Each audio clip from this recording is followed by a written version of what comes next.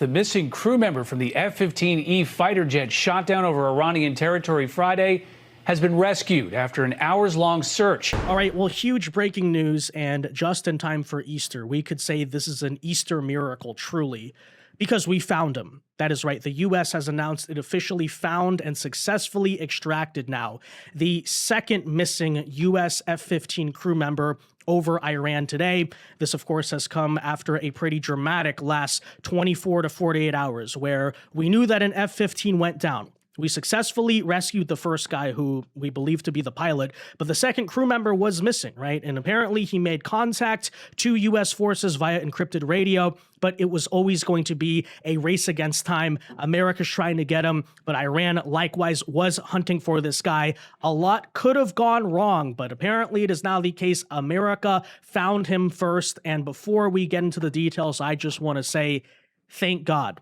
Truly, thank God. And what better day when this could happen? And really, it is the type of moment where you just are so proud to be an American. This is America right here at its finest. Regardless, by the way, of whatever your opinions are on the Iran conflict, because I know there's a lot of people who get suckered into rooting for the other side just because they disagree with a foreign policy decision.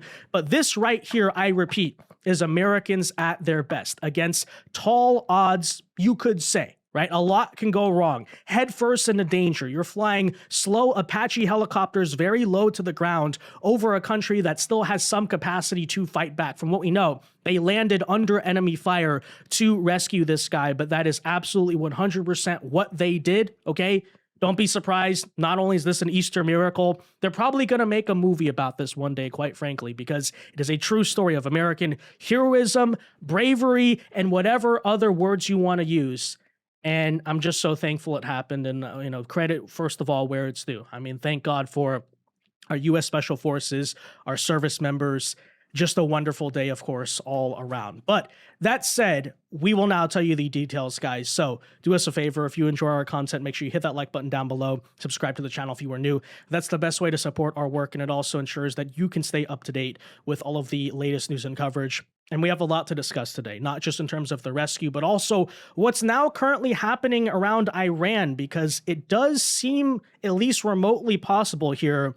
This pilot and his successful survival and extraction may have been aided by lovely Iranian people who were going against their government, which likewise is not only a motivating or wholesome moment, but likewise also does perhaps cast some doubts on the true legitimacy or strength of this regime long term. Operation Epic Fury here is set to conclude in the next couple of weeks, but I don't think the story of what's happening with the Iranian regime, as we've been saying for weeks, by the way, is truly over.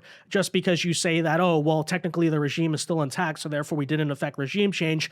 There's a lot that still remains to be seen, right? The power vacuum, where Iran goes from here and how the people are responding. We'll cover that as well. But anyways, let's get into all of it. And let us, of course, begin by just simply sharing with you the details of what we know thus far. Again, it is now the case. Both U.S. pilots successfully extracted from Iran as of tonight. This is a Fox News alert. I'm Rich Edson, live in New York. The missing crew member from the F-15E fighter jet shot down over Iranian territory Friday has been rescued after an hours-long search. There was reportedly a heavy firefight before the crew members were taken safely out of Iranian territory. For now, and more on this, we go to our chief national security correspondent, Jennifer Griffin, on the phone, who's confirmed and reporting on the details of all of this. Jennifer.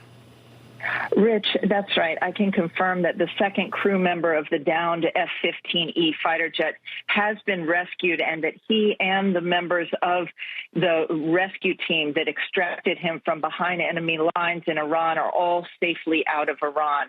That is according to two senior U.S. officials and multiple well-placed sources in the region.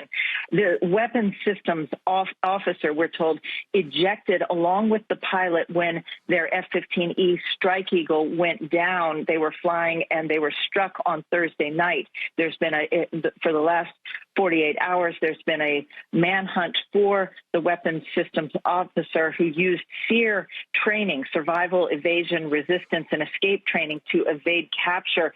He hid on an elevated ridge after hiking away from the wreckage and put out an emergency beacon. But it took these last 2 days for the rescue teams to actually reach him because there were so many Iranians trying to also reach him. Iran had put out a reward for finding the American. I understand there was a massive firefight as well as a number of aircraft that had to be destroyed. We reported on Friday that 2 helicopters, as part of the rescue efforts, were hit, and some of the crew members on those rescue helicopters were injured. We also now know more details about the A-10 Warthog that crashed on Friday in Kuwait. It was part of the rescue mission. It was flying cover and firing suppressive cover to try and keep the crowds away, both from the wreckage as well as to protect the airman who was hiding in that what we now know was an elevated ridge.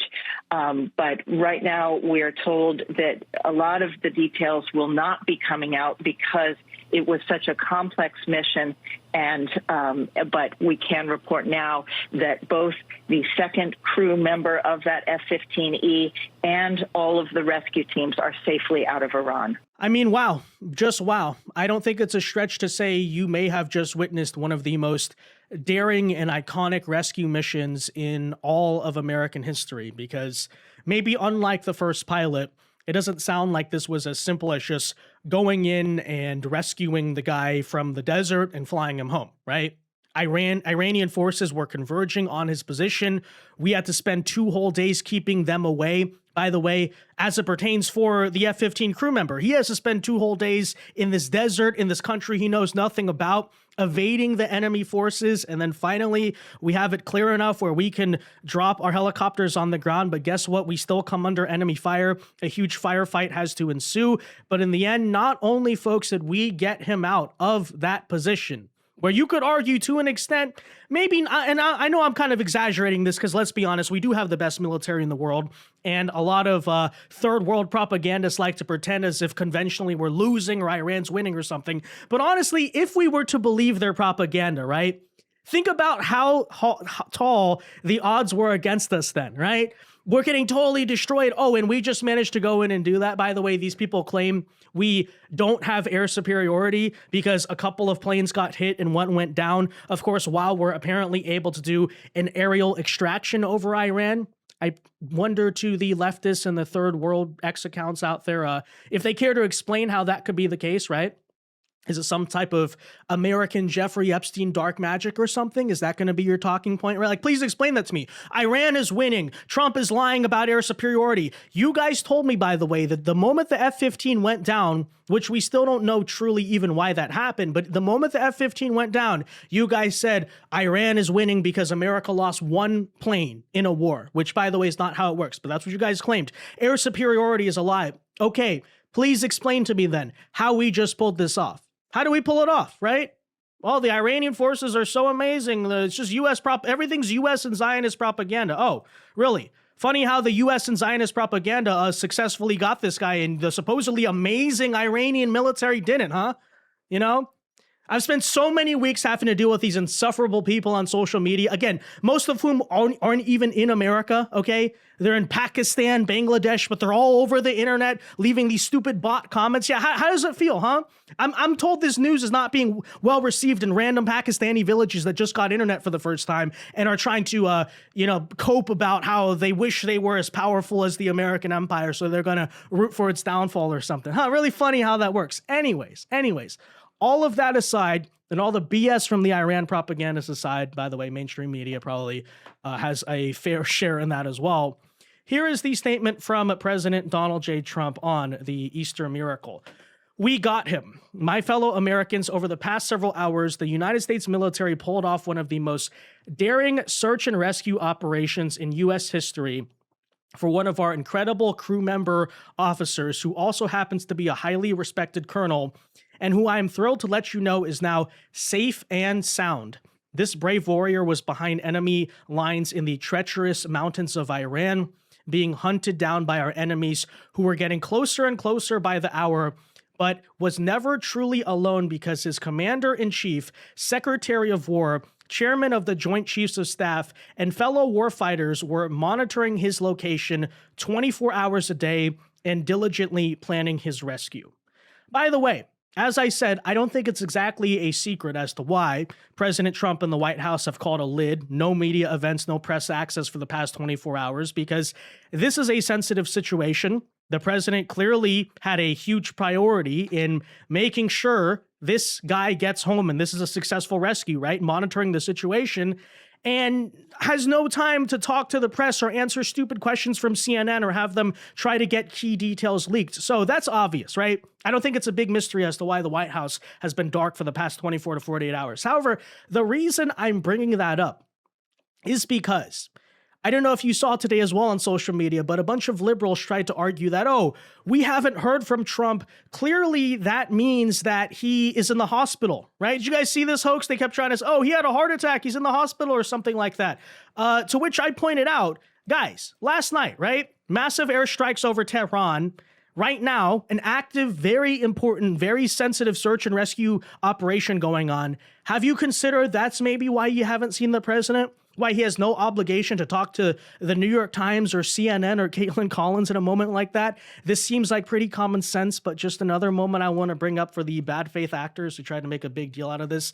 No, Trump was not in the hospital. He was not having a stroke. I know you guys are rooting for that, but no, he was, of course, closed off to the press because he was monitoring a sensitive situation, as a commander-in-chief, by the way, should do. Okay. You know, Joe Biden, if you remember, called a million lids just because he wanted to go to sleep or something, or he had a negative headline in the press. This is an actual valid reason to cut off press access and do no public events. Pretty common sense, by the way. But anyways, so going on here, and again, what is the military doctrine here? Very important. No American left behind, right? At my direction, the U.S. military sent dozens of aircraft armed with the most lethal weapons in the world to retrieve him. He sustained injuries, but he will be just fine. The miraculous search and rescue operation comes in addition to a successful rescue of another brave pilot yesterday, which we did not confirm because we did not want to jeopardize our second rescue operation. Yeah, no secret there. This is the first time in military memory that 2 U.S. pilots have been rescued separately deep in enemy territory, which I frankly would have to guess is true, right?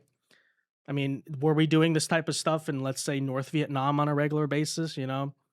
You could say maybe the Gulf War, but hey, you know, that's kind of more gray territory in terms of, oh, is there insurgent activity, not in terms of, hey, there's actually a hostile government. This is a hostile foreign country, and we're going inside to go get our person. By the way, which I repeat, demonstrates air superiority, okay? If you can pull off a freaking search and rescue operation on Iranian mainland soil, you have what, in a military perspective, right, we would consider to be air superiority. I understand a bunch of people who have never even studied warfare on a basic level may say the opposite because, oh, you shot down one plane. No, in reality, they're just rooting for Iran, right? But this is just simply the truth. And again, great job to our wonderful and fantastic military. We will never leave an American warfighter behind. The fact that we were able to pull off both of these operations without a single American killed or even wounded in action just proves once again that we have achieved overwhelming air dominance and superiority over the Iranian skies. Correct, by the way, right? You could say, oh, but the Apache helicopters and the A-10 got hit and damaged. Okay, yeah, because they're doing a search and rescue operation. They're flying very low to the ground. You're a sitting duck when you're in that position. But the fact that we could still pull it off and sustain minimal damage to our own aircraft and no one get killed, okay? You ever want a side-by-side picture of how strong our military really is as compared to theirs? You don't have to consult the propaganda coming out of the Pentagon or something like that. Just look at what actually happens in combat exchanges between the two, right? Why did the supposedly Iranian military not manage to get to this guy first? The reasons are pretty obvious. But anyways, this is a moment that all Americans, Republican, Democrat, and everyone else should be proud of and united around. Although I think it's pretty clear a lot of Democrats were secretly or even publicly in many cases coming from crazy leftists, right? Rooting for the Iranians to capture and even execute or torture our American pilot. These people claim that they're putting America first at the moment, by the way, just saying. Anyways, we truly have the best, most professional, and lethal military in the world. God bless America. God bless our troops, and happy Easter to all. Well, yes, what an absolutely phenomenal moment. Thank God. God bless. All of those things 100%. Now, that said, the pretty interesting theory I think we also have to pose, based on the fact that, again, as of tonight, we're watching some pretty massive protests in some cases spill out in the streets, is unconfirmed reports, and these are coming from grainy social media videos, so who knows, right? I'm not taking this as 100% fact.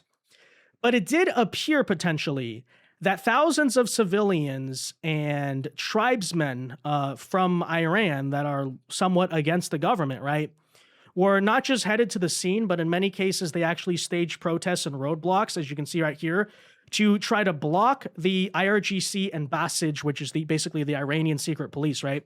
The Basij convoys from reaching the downed pilot. And so it does appear to be literally the case that a bunch of pro-American, anti-regime Iranians are actually trying to help this U.S. pilot and assist his escape. We don't know. There's also been speculation maybe that some of the Iranians living in the rural parts of the country may have actively taken him in and sheltered him. All of this is unsubstantiated, right? We don't know this to be a fact. Who knows? Maybe we even had CIA assets secretly on the ground in that part of the country and they took care of him. Whatever the situation is, still a pretty miraculous show of U.S. military force. And by the way, again, as it pertains to the future direction of Iran, you're watching this tonight, right? So not only do we have that huge public scandal we covered in our last video about Qasem Soleimani's family getting caught living lavishly and not within Islamic values in the United States of America, now you have the successful rescue of this pilot despite all of the firefighting and intense opposition to make sure that didn't happen. Not only do you have that, not only do you have potentially even people now rising up within the country. So you put this all together to say, long-term, even over the next several months, I think there are serious questions as to whether or not the Iranian regime here is really all that powerful or going to stay intact. And by the way, this is a pretty massive humiliation for them as well. I'm sure their state media is going to go out and claim, oh, we got him or something like that, although they denied that that had happened as of earlier today. But yeah, something to consider for sure. And by the way, again, if the people out in the streets who've been relatively quiet thus far because there's conflict going on, but who knows, right? After this is all over, notice if it's true, right? They are getting in the streets, going against the Revolutionary Guard, going against the Basij, who are basically running the country de facto. I don't think the story of Iran in terms of what's going to happen with that country is exactly over or will be over as of this month, and it's just going to be something to watch. But anyways, all of that said, guys, we repeat, thank God. God bless our troops. God bless our service members. God bless, if true, the Iranian people who helped them. Let me know your thoughts. Happy Easter. God bless and peace.